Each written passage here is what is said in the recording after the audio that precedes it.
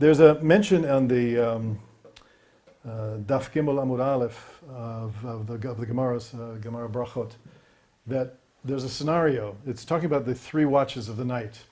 And it says that, and how are those watches divided? And it talks about how Hashem roars at the watches of the nights like a lion.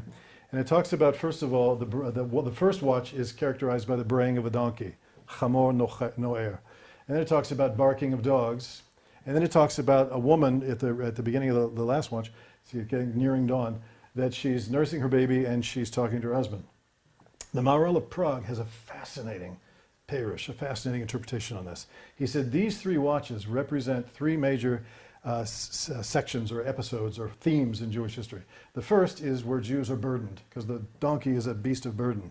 The second is a time when Jews are killed. Now, when did the dogs not bark, according to our sages? In Mitzrayim. Okay, remember that. So, but the barking of the dogs represents a time when Jews are being slaughtered, really.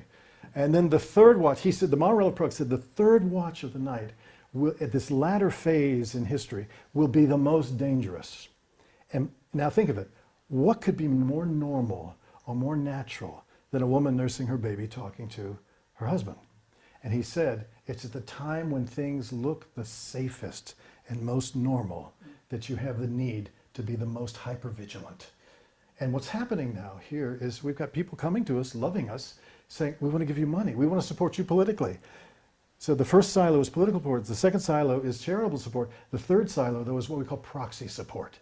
And proxy support is something that's happened over the last 40 years where missionaries have stopped coming, like the Christian Zionists, and person-to-person evangelizing. Now the money flow is going to the indigenous Messianic church. So you have any proof of this? Well, I'll give you one good case study with a name you know very, very well.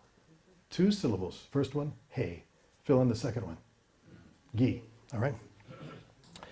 John Hagee came up with a theology, and I don't mind saying this publicly to the world because he said it, a theology called dual covenant. It was radical in the Christian world for him to say that. Amongst fundamentalists, amongst evangelicals, radical for him to say this.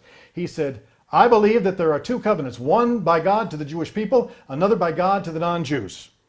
So we don't have to missionize to the Jews because God will deal with the Jews. Sounds great, got rid of the missionaries, right? Wrong. Fast forward. I don't know what occasioned it. I was watching a segment on God's Learning Channel, a Texas TV Christian satellite broadcasting station. Here's John Hagee. John Hagee says, we have an opportunity to put the gospel on Israeli television, on the Hot channel. It was one of the channels, I think it was Hot. 24/7 we can have gospel programming.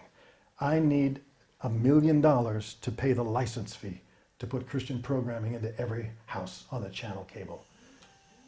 And I'm giving the first 1,000. I need 999 more people to give the next 1,000 each. Now, think about this. Gemara Cup time.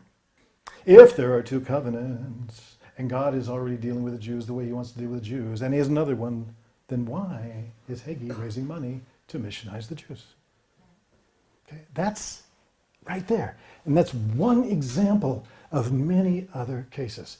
Now, are the Christian Zionists, are they telling you the truth? They're telling you their truth. They believe it. Is it true because they believe it, or do they believe it because it's true? That's a different discussion. But I'm telling you, here in this holy city, as having been one on the inside and giving you tonight an inside point of view, they really believe that what they're saying is true, and they really do love you, and they don't want you to go to hell. But they can't just blatantly come out and say, believe in JC or burn, turn or burn. They can't do that because that historically didn't work. But to give you money and to give you influence and to give you, to take away that low self-esteem that Jews have collectively suffered from and to get rid of that and replace it with a sense of, we really love you. And people are saying, now, today, so many organizations, Jewish organizations have been co-opted. Rabbis have been co-opted by this money flow because it wasn't coming from Jewish sources.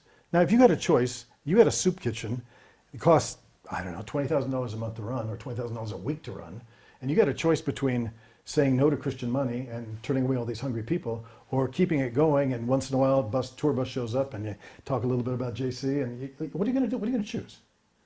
These are the kinds of choices that people are facing. There are many, many, many others, and I won't go through the whole list. There are other people here. I'm going to give one last web address for you to go to if you're interested in digging into this deeper. you will find tons and tons of video documentation of the things that we were talking about tonight. Do they love you? Yes. Do they have an agenda? Yes. How is it expressed? You will see it. Whether it's the Dugit Cafe in Tel Aviv, or whether it's the people on the nature trail, on the what do you call it, the Shvil HaArtzi. It's all over the place. I never in my life, I came to this week after not being in Israel for a number of years. I'm overwhelmed with how deeply rooted the Christian presence is here now, and affecting the government and further.